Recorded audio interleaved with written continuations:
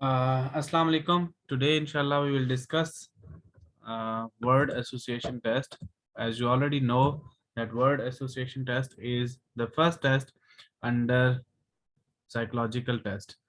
ISSB के अंदर जो 3 डायमेंशनल टेस्टिंग होती है आप लोगों की, उसमें एक साइकोलॉजिस्ट का पार्ट होता है, एक आपका GTO का पार्ट होता है और एक इंटरव्यू का पार्ट होता है. This test is psychologist part test और उसके अंदर भी ये फर्स्ट टेस्ट कंसिडर किया जाता है. So let's start today session.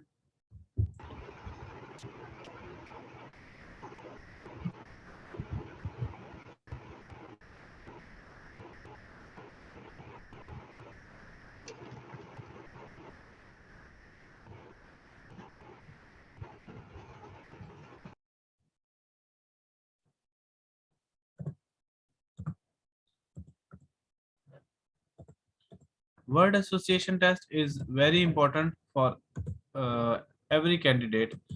इसमें किसी चीज़ की भी कोई डिस्टिंक्शन नहीं है, कोई डिफरेंस नहीं है. अक्सर स्टूडेंट्स एक ऐसा क्वेश्चन पूछते हैं कि कौन सा टेस्ट इम्पोर्टेंट है, कौन सी डायमेंशन इम्पोर्टेंट है. The important answer to that question is actually कि सब कुछ इम्पोर्टेंट है. Everything is important. आपकी कोई एक एक्टिविटी, आपका कोई एक रिस्पॉन्स किसी एक सेलेक्टर को अच्छा लगा. अच्छे से मुराद ये कि शायद कोई उसने आप उस रिस्पॉन्स के अंदर आपकी पर्सनालिटी का कोई ऐसा पार्ट एक्सप्लोर कर लिया जो कि रिक्वायर्ड हो for that job what they are looking for, या कैंडिडेट जिसके लिए जिसको वो तलाश कर रहे हैं. So everything is important in that 4 days. सो हर टेस्ट को आपने उतना ही टाइम देना है. किसी को आपने रिलैक्स मोड के साथ इजी लेके नहीं चलना. हर टेस्ट को आपने प्रॉपर टाइम देना. But in some cases I always say कि वर्ड एसोसिएशन टेस्ट जो है वो सबसे इम्पोर्टेंट है, because first impression is longer lasting. और इसी तरह GTO का मैं अक्सर कहता हूँ कि जो आपकी डिस्कशन पार्ट है that is very important, because GTO के साथ आपका वो फर्स्ट इंटरेक्शन है. बट साइकोलॉजिस्ट पार्ट में वर्ड एसोसिएशन टेस्ट की अपनी अहमियत है, अपनी इम्पोर्टेंस है. लेकिन इसमें एक और चीज़ भी है कि ये सबसे टफ है, सबसे मुश्किल टेस्ट है. बाकी जितने भी टेस्ट हैं उसमें टाइम थोड़ा सा एक्स्ट्रा मिलता है, बट वर्ड एसोसिएशन टेस्ट के अंदर टाइम लिमिट जो है वो कम है. इसकी अच्छी खासी प्रैक्टिस करके जाना पड़ता है. अगर कोई प्रैक्टिस नहीं करके गया तो उसके लिए प्रॉब्लम होगी, उसका जो टेस्ट है वो कंप्लीट नहीं होगा.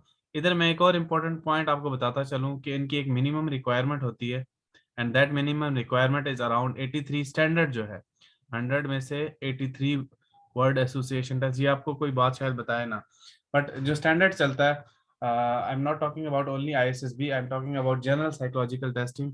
इसके अंदर 100 में से अगर आपके 83 वर्ड्स कंप्लीट हैं, सेंटेंसेस कंप्लीट हैं, देन तो आपका टेस्ट वैलिड होगा. अदरवाइज अगर इससे कम है तो आपका टेस्ट असेस नहीं होगा, आपका टेस्ट वॉइड कंसिडर किया जाएगा. रीजन कि एक मिनिमम चीज आप उसको उनको देंगे, कंटेंट देंगे, और उसके बाद ही आपकी रेटिंग और रैंकिंग हो सकेगी. अगर आप वो मिनिमम रेटिंग के लिए उसको कंटेंट ही प्रोवाइड नहीं करेंगे, बहुत सारे ऐसे जुमले छोड़ आएंगे, और उसकी वजह से फिर ये है कि ओवरऑल आपकी जो असेसमेंट है उसमें फ्लॉज आ सकते हैं. फॉर एग्जांपल देखें, उन्होंने आपको असेस करना है ISSB के अंदर. ऐसा नहीं है कि आप कोई टेस्ट अटेम्प्ट करें और उसके मार्क्स मिलें.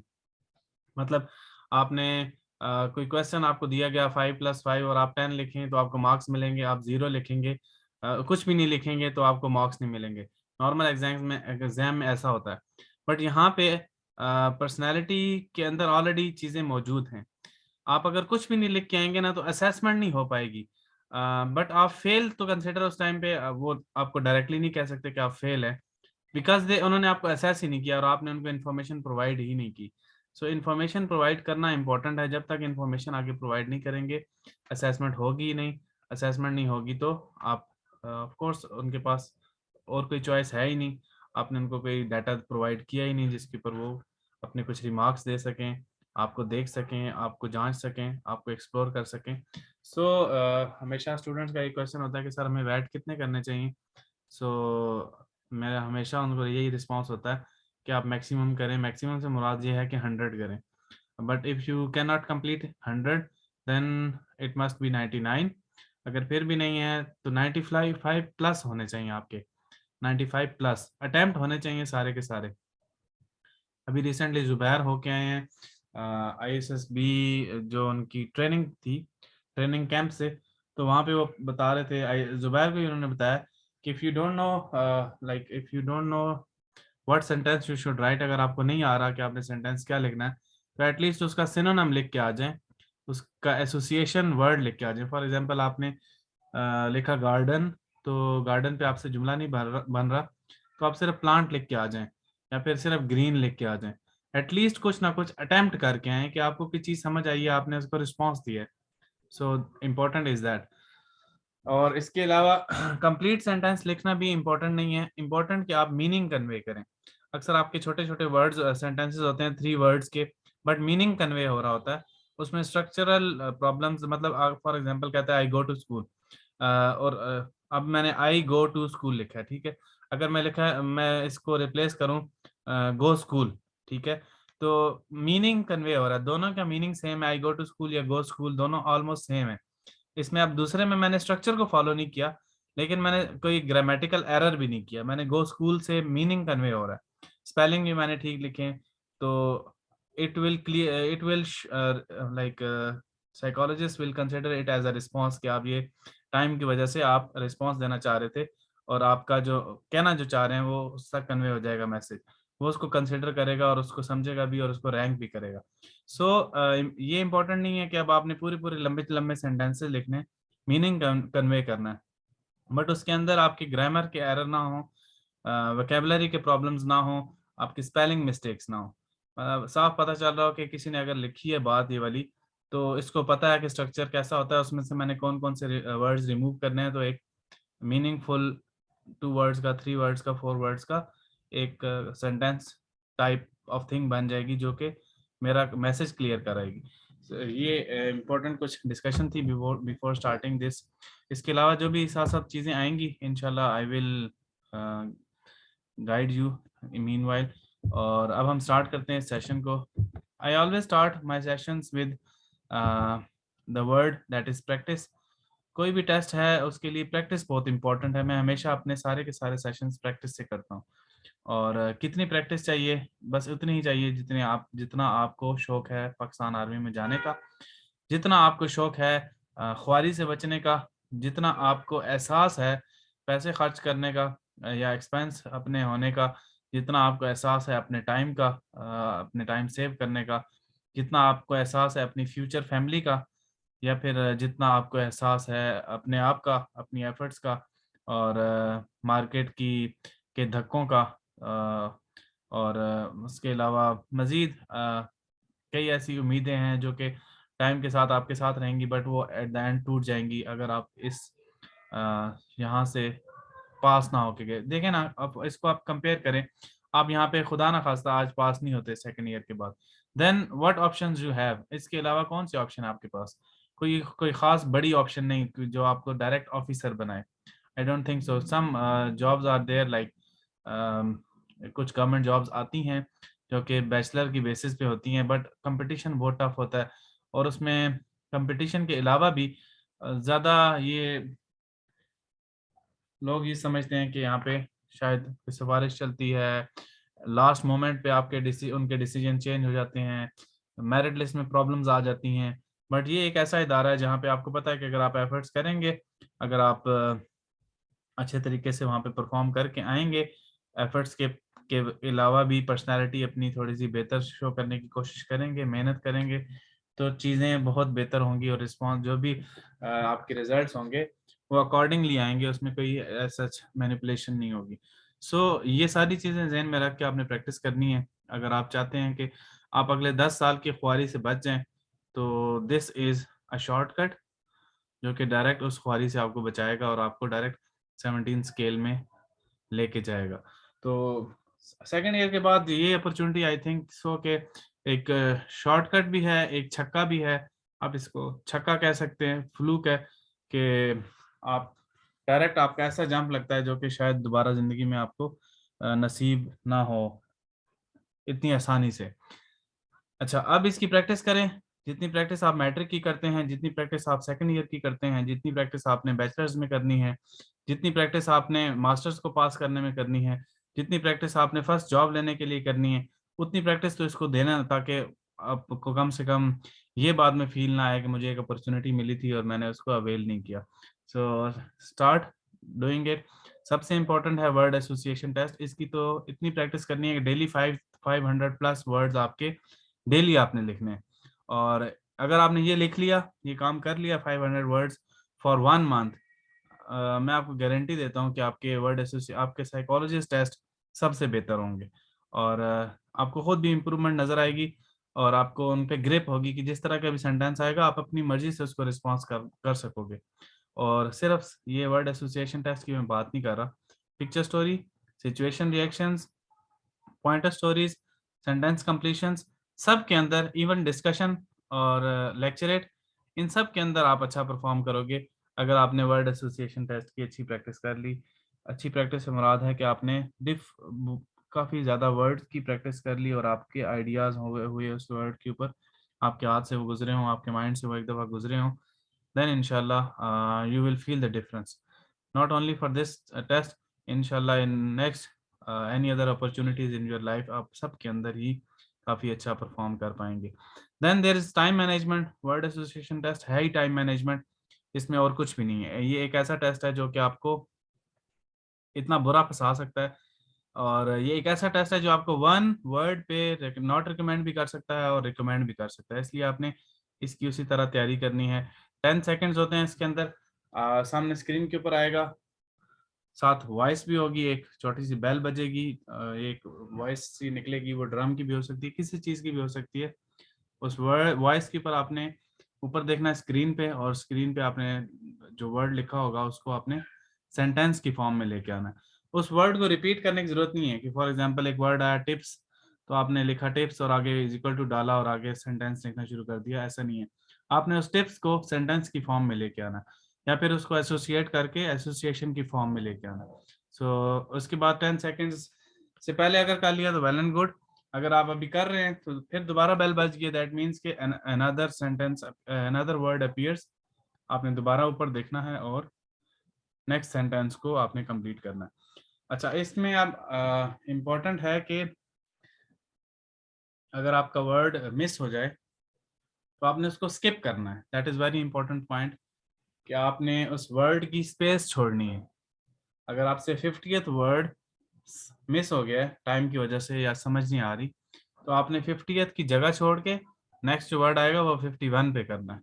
और कोशिश करें कि जो वर्ड आपसे मिस हो गया हो उस वर्ड को लाजमी लिखें। अगर आपको उसकी एसोसिएशन भी नहीं आ रही, उसका मीनिंग शायद नहीं आ रहा या उस पर सेंटेंस ही बनाना नहीं आ पा रहा, तो वर्ड लाजमी लिख के आए। एटलीस्ट उसको पता हो कि इसने स्टार्ट किया है और इसने एटलीस्ट 100 के 100 वर्ड को सामने देख के नोट किया है।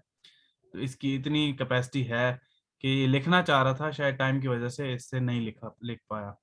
तो ये इम्पोर्टेंट है कि आप लिख के आए वहाँ पे, और या फिर एसोसिएट करके आए, या फिर आप उसके अलावा तो कोई ऑप्शन ही नहीं है ना। आप थर्ड ऑप्शन में स्किप करेंगे, स्किप में ही प्रॉब्लम क्रिएट करेगा, बिकॉज समटाइम्स आपको फील नहीं होता लेकिन साइकोलॉजिस्ट ने ग्रुपिंग बनाई होती है। 1 से लेके 75 तक वर्ड्स हैं, 1 से लेके 25 तक अनदर वर्ड्स हैं। अब इनकी ग्रुपिंग हुई हुई है। उनको पता है कि जो सोशल लाइफ से रिलेटेड सेंटेंसेस हैं, सोशल पर्सनालिटी से रिलेटेड, वो उसको कैटेगराइज करते हैं। फॉर एग्जांपल सेकंड पे, फिफ्थ पे, 19 पे, 27 पे, 28 पे, 65 पे, इस तरह वो पूरे टेस्ट के अंदर स्प्रेड हुए होंगे इस कैटेगरी के। इसी तरह दूसरी कैटेगरी है बोल्ड की, या बोल्ड की हो सकती है, it can be like responsible की हो सकती है, इंटेग्रिटी की हो सकती है। जितनी भी कैटेगरीज हैं सब डिवाइड हुए होंगे, स्प्रेड हुए होंगे ऑल ओवर द टेस्ट। अब आपको शायद समझ ना आए, शायद आपके जो मिस हो रहे होंगे वो शायद किसी एक ही कैटेगरी से मिस हो रहे हो, तो उनको फौरन अंदाजा हो जाता है, ऑफ कोर्स दे नो कि इसकी ये चीज़ वीक है या ये चीज़ ये हाइड करना चाह रहा है, इस कैटेगरी के ये रिस्पॉन्सेज नहीं देना चाह रहा है, या इस कैटेगरी के अंदर इसको इंटरेस्ट ही नहीं है, ये उस तरह का बंदा ही नहीं है। So you have to be very careful. आपने कोशिश करनी है सबको रिस्पॉन्स देनी है, देना है। किसी को छोड़ेंगे, आपको नहीं पता चलेगा कि क्यों मैंने छोड़ा, बट साइकोलॉजिस्ट नोज कि इसने क्यों छोड़ा, क्योंकि वो ओवरऑल आपकी पर्सनैलिटी देखेगा, हर चीज जज करेगा, उसको फौरन अंदाजा हो जाएगा यहाँ पे इसकी क्या वीकनेस है, यहाँ पे ये टाइम ज्यादा क्यों लगा रहा था, यहाँ पे इसकी कटिंग क्यों हो रही थी। ऑफ कोर्स कटिंग तब होती है जब माइंड कुछ और कह रहा हो, हाथ कुछ और लिख रहे हो, तो वहां पे मिस्टेक होती है, तो उनको पता चल जाता है। इसलिए कटिंग तो कोशिश करें अवॉइड ही करें, अगर हो जाती है तो it's part of I think personality, it's part of human error.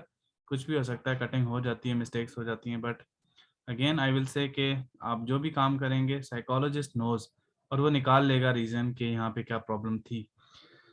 Then neat and clean, साफ सुथरा लिखेंगे तो अच्छी पर्सनैलिटी शो होगी, आपकी पर्सनैलिटी अच्छी लगेगी। आप देखें जो भी आप लिख के आते हैं ना, देयर इज अनदर लैंग्वेज, आपने शायद सुना होगा लिंग्विस्टिक्स के जो होते हैं, और इसके अलावा मजीद जो कुछ और साइकोलॉजिस्ट होते हैं वो लैंग्वेज से भी आपकी पर्सनैलिटी जज कर लेते हैं। इवन आपके सिग्नेचर से पर्सनैलिटी जज हो जाती है, आपके लिखने के स्टाइल से पर्सनैलिटी जज हो जाती है, आपके फुल स्टॉप लगाने से पर्सनैलिटी जज हो जाती है। तो इस ये बहुत ही एक ब्रॉड किस्म की फील्ड है, इसलिए आपने कोशिश करना है कि अपनी जो राइटिंग है उसको बेहतर करें, साफ सुथरा लिखें आए, समझ आ रही हो। बाकी हमें पता है कि राइटिंग्स की कुछ स्टूडेंट्स की, कैंडिडेट्स की वीक होती हैं, कुछ अच्छा नहीं लिख पाते, कुछ बहुत तेज लिखते हैं, कुछ बहुत स्लो लिखते हैं, कुछ बहुत खुला लिखते हैं, कुछ बहुत तंग तंग लिखते हैं, कुछ जॉइनिंग में लिखते हैं, कुछ सेपरेट लिखते हैं। तो it is part of like you are learning, बचपन से जो सीख रहे हैं और जैसा आपका ब्रॉटअप हुआ, इसलिए इसमें परेशान होने की जरूरत नहीं है, इस पर ज़्यादा फोकस करने की जरूरत नहीं है, बट आई विल से कि एटलीस्ट रीडेबल हो। रीडेबल होगा तो साइकोलॉजिस्ट उसको पढ़ेगा, असेस करेगा। रीडेबल नहीं होगा, उसको इग्नोर करेगा, वो तंग होगा, वो उसको स्किप करेगा, या फिर उसको गलत उसका मीनिंग देगा, तो it will create problem. So neatness is very important. ये आपकी पर्सनालिटी भी शो करेगा कि आप घर में कैसे रहते हैं, आप चीज़ों को कैसे अरेंज करते हैं, चीज़ों को कैसे ध्यान देते हैं, मिस्टेक्स कितनी करते हैं लाइफ में, तो ये सारी की सारी चीज़ें अल्टीमेटली आपके ऊपर आएंगी। Then be positive. Be positive से मुराद मेरी ये है, हरगिज नहीं है कि हर चीज़ को आप तोड़ मरोड़ के जानबूझ के पॉजिटिव लाने की कोशिश करें। आप उसको एंगल ऐसा दें कि उसको आप वो लगे ही ऐसा कि इस बंदे ने स्ट्रेट फॉरवर्ड सेंटेंसेस लिखे हैं। इसकी मैं कुछ एग्जांपल्स आपको जैसे मेरे माइंड में आती है मैं देता हूँ। एक तो एग्जांपल इसकी ये है कि आपने नॉट लगा के चीज़ों को रिवर्स नहीं करना। जैसे कि किल आ गया वर्ड, आप लिखेंगे do not kill birds, do not kill humans, do not kill animals. अब नॉट लगा के आप इसको रिवर्स कर रहे हैं, ठीक है। But in the same way there are sentences that like pesticides are used to kill germs, vaccines are used to kill COVID. ये वो सेंटेंस है, मैंने नॉट भी नहीं लगाया लेकिन सेंटेंस सारे पॉजिटिव हैं। मैंने कोई ऐसी उसका ऐसा रिस्पॉन्स दिया है कि वो किसी अच्छी चीज को ही रिप्रेजेंट कर रहा है, ना कि मैंने बजाय उसको किल को नॉट लगा के रिवर्स करने की, उसका मीनिंग ही उल्टा करने की, उसका एंटोनिम बनाने की कोशिश की है।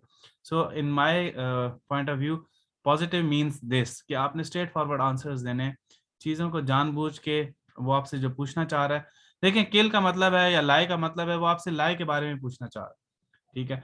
अब मैं आपसे पूछना चाह रहा हूँ कि आप झूठ के बारे में आपकी क्या राय है, और आप मुझे उसका एसोसिएट करके उस ट्रुथ के बारे में रिस्पॉन्स देते हो कि सच के ऊपर बता देते हो। एसोसिएशन हो जाती है ना। एसोसिएशन से क्या मुराद है, सबसे पहले तो मैं अगेन न्यू स्टूडेंट्स के लिए एक्सप्लेन करता चलूं व्हाट इज एसोसिएशन। जो ऊपर लिखा है वर्ड एसोसिएशन टेस्ट, एसोसिएशन का मतलब ये है कि आप चीज़ों को कॉन्टेक्स्ट में उसके डिफरेंट कॉन्टेक्स्ट में एक्सप्लेन कर सकते हो। उसके कॉन्टेक्स्ट क्या क्या हो सकते हैं, वर्ड से रिलेटेड उसका सिनोनिम हो सकता है, उसका एंटोनिम हो सकता है, और उसके अलावा उसकी नेचर भी हो सकती है, उसकी नेचर से रिलेटेड उसकी टाइप्स हो सकती हैं। जैसे कि हम हमेशा गार्डन की एग्जांपल लेते हैं। अब गार्डन की एसोसिएशन क्या है, गार्डन की एसोसिएशन जो गार्डन के साथ लिंक्ड जो भी चीजें हैं वो गार्डन की एसोसिएशन है। इट कैन बी प्लेइंग, ठीक है, गार्डन के अंदर बच्चे खेलते भी हैं। It can be greenery, it can be plants, ठीक है, it can be trees, it can be swings, ठीक है। तो गार्डन से रिलेटेड आप कोई भी उसकी करेक्टरिस्टिक्स हो सकती है, उसकी कोई टाइप हो सकती है, आप उसको यहाँ पे फिट कर सकते हैं, that means association. In another way like lie, lie की बात आए तो इसका एंटोनिम क्या है, ट्रूथ है, so you can write on truth, ठीक है। तो इस तरह एसोसिएशन हो सकती है, इसके सिनोनिम पे भी हो सकती है, वर्ड चेंज कर सकते हैं आप, सेम मीनिंग का हम मानी जिसको आप कहते हैं। So this is known as association. So positive doesn't mean कि आपने चीज़ों को तोड़ के जानबूझ के सीधा किया। तो in my explanation positive means कि आपने स्ट्रेट फॉरवर्ड रहना है, चीज़ों को मोल्ड ही इसी तरह करना है कि साइकोलॉजिस्ट ये ना समझे कि डॉज कर रहा है। In my case I feel that it is something you want to cheat. अब मैंने आपसे पूछा मुझे किल का जुमला या बताएं या फिर मुझे चीट का जुमला बताएं, लाई का जुमला बताएं, तो आप मुझे बताओ ट्रूथ का जुमला। तो मुझे फील होगा कि यार मैं इससे लाई पूछना चाह रहा हूँ, ये ट्रूथ पे जा रहा है, तो ही हाइडिंग समथिंग, या तो ये हाइड कर रहा है या फिर ये बहुत ज्यादा ट्रेंड है, इसको किसने गाइड किया है कि यार तुझसे ऐसी कोई बात पूछे तो तूने उसका सीधा जवाब नहीं देना, तूने उसको घुमा के बात करनी है। तो या फिर उसको पॉजिटिव पॉजिटिव जो सिखाया जाता है ना अकेडमीज के अंदर कि पॉजिटिव रहना है, पॉजिटिव रहना है, जो भी चीज आएगी उसका पॉजिटिव सोचना है, उसका पॉजिटिव सोचना है। तो ये सिखाते सिखाते फिर ये नौबत आ जाती है कि हमें ये फील होता है कि कैंडिडेट इज चीटिंग या डॉज कर रहा है वो, ठीक है। आप खुद आपने आपको जरा इस कॉन्टेक्स्ट में लेके आए ना, आप किसी से कोई बात पूछें और वो आपको उस बात को घुमा दे, तो आपको खुद ही फील होगा, उसकी आंखों से फील होगा कि यार ये मुझे चीट कर रहा है, मैं इससे बात कुछ और कर रहा हूँ, ये बात कुछ और बता रहा है। So this is how we also feel. अच्छा, इसके अलावा किसी का कोई क्वेश्चन हो तो वो चैट के अंदर मेरे से कर सकता है, मैं साथ साथ रिस्पॉन्स दूंगा। किल दिल इज एन एक्शन मूवी, ठीक है Ahmad, if you are interested in. आज मैंने ख्याल में मैंने आपकी असेसमेंट भी की थी अहमद, तो उसमें आपकी मूवी से रिलेटेड कुछ सेंटेंसेस थे, that means you are interested towards movie. तो किल दिल इज एन एक्शन मूवी, ठीक है, आप लिख सकते हैं you are interest are in movie, आप उसको एक्सप्लेन कर सकते हैं इस वे में भी, नो प्रॉब्लम। जी जी। मुझे सर सबको एक जैसा सर एसेस करता है सर। फॉर एग्जांपल एक मैं मतलब विलेजर हूँ।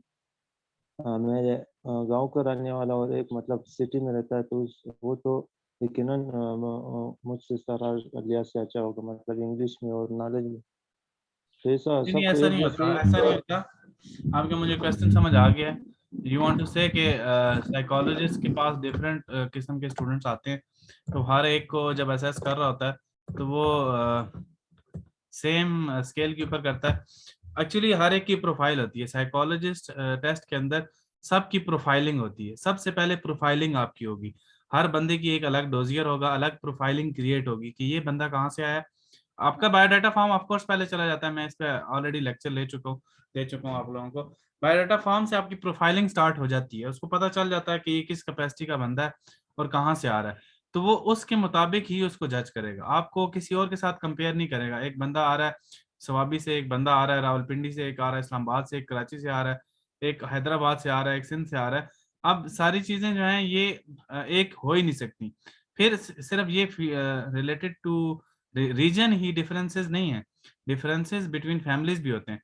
एक बंदा है वो इकलौता है माँ बाप का, एक बंदा है वो उसके 4 भाई हैं और 4 बहनें हैं, एक बंदा है उसकी सारी बहनें ही हैं, ठीक है, और एक बंदा है उसके सारे भाई हैं। हर एक की पर्सनैलिटी डिफरेंट होगी, हर एक के रिस्पॉन्सेज डिफरेंट होंगे, ब्रॉटअप डिफरेंट होंगे। एक है उसके अब्बू फोत हुए हैं, एक है किसी के अम्मी फोत हुए हैं, किसी के दोनों फोत हुए हैं। तो ये सारी की सारी चीजें उसकी पर्सनैलिटी पे इम्पैक्ट करती हैं, और इन्हीं चीजों को वो जज करते हैं कि इसके अंदर ये प्रॉब्लम्स कैसी हैं। अक्सर स्टूडेंट्स होते हैं उनकी सिर्फ बहनें होती हैं, उनके रिस्पॉन्सेज भी गर्लिश होते हैं। हमें खुद फील हो जाता है कि यार ये, मैं उनसे डायरेक्ट पूछ लेता हूँ कि यार आपके घर में ज्यादा जो है वो फीमेल डोमिनेंट हैं, आपके रिस्पॉन्सेज इस तरह के आ रहे हैं। तो फौरन रिस्पॉन्सेज आ जाते हैं, बता देते हैं कि यार ये प्रॉब्लम है हमारे घर में। अक्सर ऐसा होता है किसी घर में उनके फादर हैं वो ज्यादा डोमिनेंट होते हैं, उनकी सुनी जाती है, किसी घर में मदर की ज्यादा सुनी जाती है। तो इसके मुताबिक ही आपकी सारी पर्सनैलिटी चेंज हो रही होती है।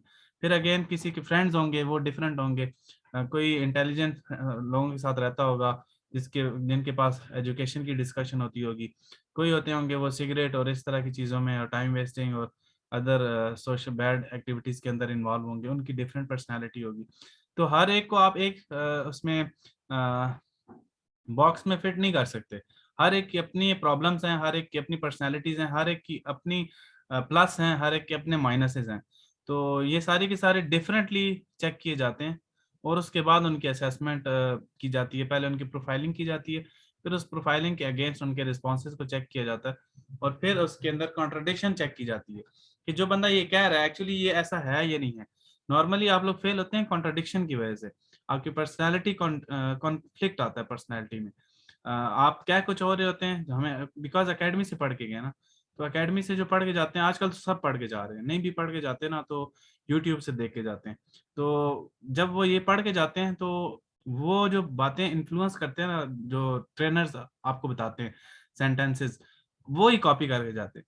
यही मेरा भी आप लोगों को हमेशा मशवरा देता हूँ कि आपने कॉपी नहीं करना। ऑल्दो कि मैं ग्रुप्स के अंदर ये डिस्कशन करता हूँ, साथ ही बताता हूँ कि यार यहाँ पे मकसद सिर्फ ये है कि आपका थोड़ा व्यू खोले, बट उसको आप जब कॉपी करेंगे ना, आपने अहमद ने एक सेंटेंस लिखा फुटबॉल के ऊपर, मैंने उसको कॉपी कर लिया। अब मुझे तो फुटबॉल अच्छा लगता ही नहीं है, या फिर मेरी फिजिकल फिटनेस ही उस तरह की नहीं है फुटबॉल वाली, मैं उसको बेशक कॉपी करके आ जाऊं, तो उसको वो फौरन उसके आगे लिख देगा कि ये कॉन्फ्लिक्ट ऑफ लाइक कॉन्फ्लिक्ट है इसकी पर्सनैलिटी में, ये दो पर्सनैलिटी शो कर रहा है, ये है कुछ और लेकिन ये बता कुछ और रहा है। तो फौरन आप नॉट रिकमेंड हो जाते हो बिकॉज यू आर चीटिंग, और जो आप हो वो एक्चुअली आप एक्सप्लेन नहीं कर पा रहे या उसको शो नहीं कर पा रहे, और जो आप नहीं हो वो आप फ्रंट पे ला रहे हो। तो ये प्रॉब्लम आता है अक्सर। इसलिए कोशिश करें अपने सेंटेंसेस बनाएं। जो स्टार्ट में मैंने आपको एक्टिविटी बताई थी related to some categories, right, 14 to 15 मैंने आपको कैटेगरीज बताई थी कि इसको लिखें कि इनके अंदर आपके क्या इंटरेस्ट हैं। और इसके अलावा भी मैंने आपको बताया था कि अब अपने बारे में लिखें अबाउट योर सेल्फ, आपके इर्द गिर्द सोशल लाइफ से रिलेटेड और सर्कल जो आपके इर्द गिर्द बनता है उसकी एक प्रोफाइल क्रिएट करें, एक पेज के ऊपर, दो पेज के ऊपर। जब वो सब चीज़ें आप लिख लेंगे ना, आपको अपने बारे में अंदाज़ा हो जाएगा, फिर सेंटेंसेस आप अच्छे तरीके से फिट कर पाओगे डिफरेंट कैटेगरीज के अंदर, डिफरेंट वर्ड्स के डिफरेंट आप एक्सप्लेनेशन दे पाओगे, और वो सारी की सारी रियल होंगी because you already work on your self, और आपको पता है कि ये मेरी ही चीज़ें हैं। तो इस तरह फिर आप कुछ आपके ज़्यादा चांसेस होंगे कि आप अच्छा परफॉर्म करके आओगे।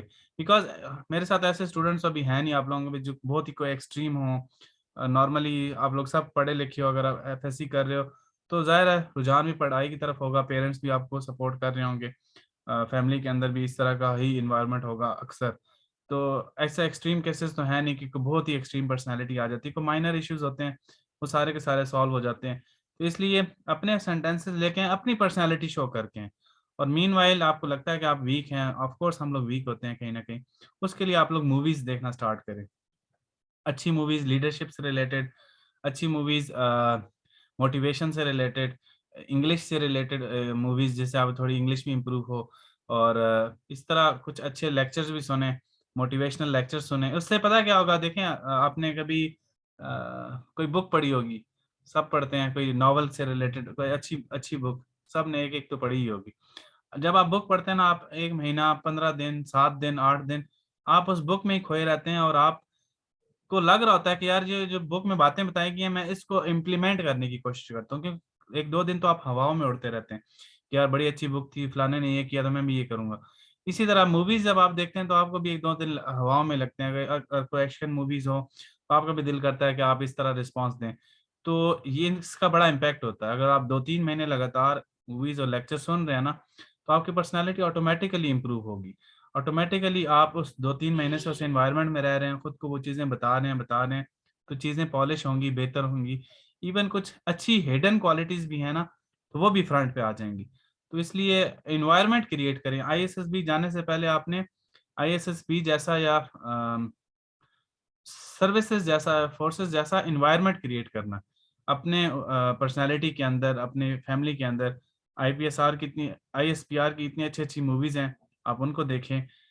उसमें फौजियों से रिलेटेड मूवीज होती हैं, उनकी लाइफस्टाइल से रिलेटेड होती हैं, उनके मिशन से रिलेटेड होती हैं, अकम्पलिशमेंट्स होती हैं उनकी, उनके कुछ प्रोजेक्ट्स होते हैं उस पे, उसके बाद उनके कुछ ऑपरेशंस हैं उसके ऊपर मूवीज होती हैं। तो ये सारी देखना शुरू करें ताकि आहिस्ता आहिस्ता जो फौज की चीज़ें हैं वो आपके अंदर कुछ ना कुछ एब्जॉर्ब होना शुरू हो जाएं, फिर उसमें कुछ अच्छी भी चीज़ें बाहर आ जाएंगी, ऑटोमेटिकली आपके लिए फ़ायदा होगा। अच्छा, जरगाम का मैसेज है, सर मेरे ज़्यादातर बॉक्सिंग का रिलेटेड बन रहे हैं। Of course you are more interested in boxing, तो इससे आपने इसके आपने 6 से 7 या 6 से 8 के दरमियान, माइट बी 5 to 7 आप इसके सेंटेंसेस बना सकते हैं बॉक्सिंग से रिलेटेड। बट ये नहीं कि बॉक्सिंग शुरू किया तो सारे अगले बॉक्सिंग से रिलेटेड आ रहे हैं, पूरे वर्ड के अंदर स्प्रेड होने चाहिए। तो इसमें अब ये नहीं कि आप सारे बॉक्सिंग के वर्ड के साथ बनाएं, आप डिफरेंटली बना सकते हैं। आपने एक सेंटेंस बॉक्सिंग पे लिखा, नेक्स्ट सेंटेंस आप फिजिकल एक्टिविटी से लिख सकते हैं, उससे अगला सेंटेंस आप फिटनेस से रिलेटेड लिख सकते हैं, उससे अगला सेंटेंस किसी मैच से रिलेटेड विनिंग के ऊपर लिख सकते हैं, उससे अगला सेंटेंस किसी आप टूर्नामेंट या फिर वर्ल्ड के कोई बॉक्सिंग का कोई लीडर है उसके ऊपर लिख सकते हैं। मतलब लीडर से मुराद के कोई ओलंपिक्स का चैंपियन हो या फिर कोई और वर्ल्ड चैंपियन इस टाइम पे चल रहा हो, उस पर लिख सकते हैं। तो इस तरह करके आपने डिफरेंट वे में अपनी जो बॉक्सिंग की है फील्ड उसको आपने हाईलाइट करना है। Actually boxing is not important, important is your physical fitness and important is your sports interest.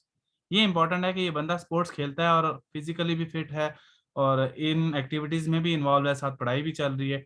तो ये इंपॉर्टेंट है कि ये जो फिजिकल आप 14 क्वालिटीज हैं उसके अंदर फिजिकल एंडोरेंस वगैरह है। तो ये बिकॉज सिर्फ बॉक्सिंग खेलने से सिर्फ ये एक करेक्टरिस्टिक तो नहीं होती ना, इसके साथ बहुत सारे और पॉइंट्स हैं। आप कभी हार जाते होंगे, फिर आपको पेशेंस आ जाता है, कभी आपको टूर्नामेंट हो तो इससे पहले आपको प्रैक्टिस करनी होती है और टाइम एक्स्ट्रा देना होता है, तो उसके साथ वो भी एक चीज़ आपकी पर्सनैलिटी में ऐड हो जाती है, कमिटमेंट आ जाती है, डिटर्मिनेशन आ जाती है, लीडिंग रोल्स आ जाते हैं, इसके अलावा फाइट का जज्बा आ जाता है, पैशन आ जाता है। तो ये सारी की सारी चीजें मतलब मिलजुल के ना वो शो करती हैं। वो सिर्फ बॉक्सिंग नहीं देख रहे कि ये बंदा बॉक्सिंग खेलता है तो इसको हम रिकमेंड करते हैं, वो इसके बैक एंड पे देख रहे हैं कि इस बॉक्सिंग की वजह से इसकी पर्सनैलिटी में क्या क्या निखार आएंगे, क्या क्या अच्छी चीजें ऐड होंगी। तो इसके अलावा आपकी नेगेटिव एनर्जीज यूज हो जाती हैं जो कि नॉर्मल लोगों की नहीं होती जो घर बैठे होते हैं। तो these are the things that are